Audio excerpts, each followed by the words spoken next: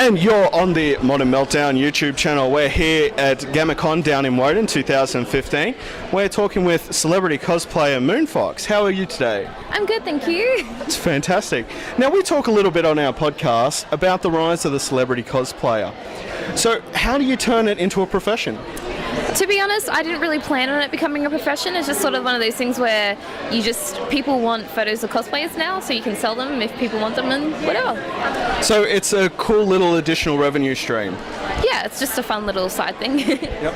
And you've achieved, I believe, 1 million fans at this stage? Oh, not really, but close. Getting very close. I think I checked it out, it's just over 700,000.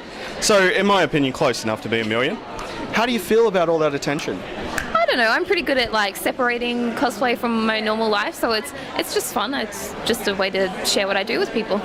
That's fantastic. So when you created your persona, is that more to sort of keep those two lives separate so that you have your public persona and then you've got a personal one? Yeah, basically. It was just so I can have that separation so it doesn't just consume everything I do, and I can have my cosplay and my normal personal life as well. That's fantastic. So how did it feel being invited down to Canberra to attend a convention as a guest? I don't know, it's been really awesome. I really love Canberra. It's been really so much fun so far, and I'm really glad that I was invited.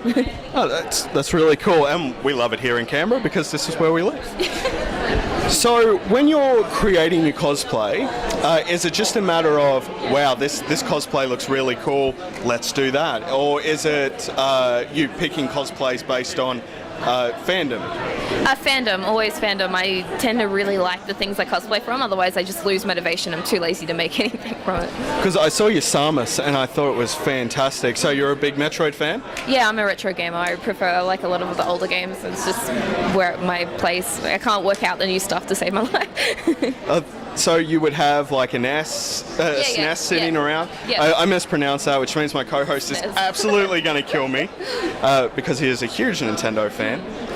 So where do you think you're going to take your cosplay? Is it just going to be something that always remains a fun thing to do that you have a lot of fans for, or is it something that you feel that you could maybe spin into something else? Well, I'm actually at uni studying games design programming at the moment, so we've got a little independent studio opening up in the future, so maybe cosplay will help that because that'll eventually be my career, so I'll be making games, and yeah. That is so cool because we need so many more female game designers out there because as we've discussed on the podcast, AAA titles just aren't cutting it anymore. Yeah, well, so, I prefer indie gaming, so absolutely, yeah. Absolutely.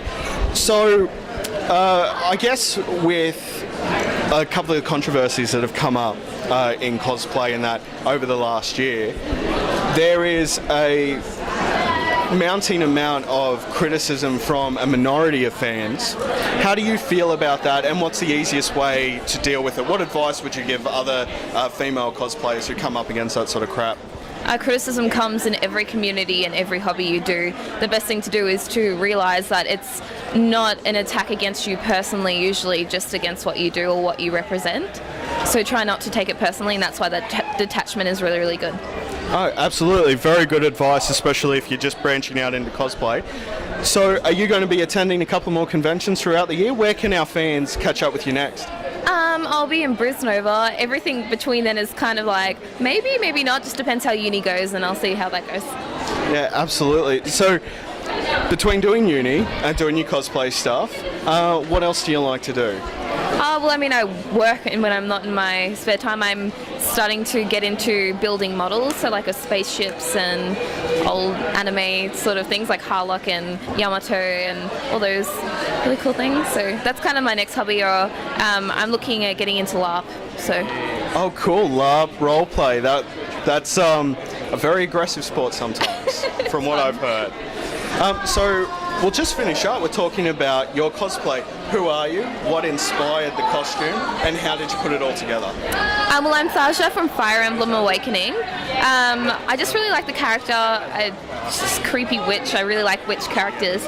I don't know, I kind of 30 meters of trim in this, and just a lot of sewing, and this body stocking was modified. This is all just cotton sateen and pleather, and this is craft foam with a top of thermoplastic. Okay, so you put all your costumes together yourself, nothing off the shelf? No.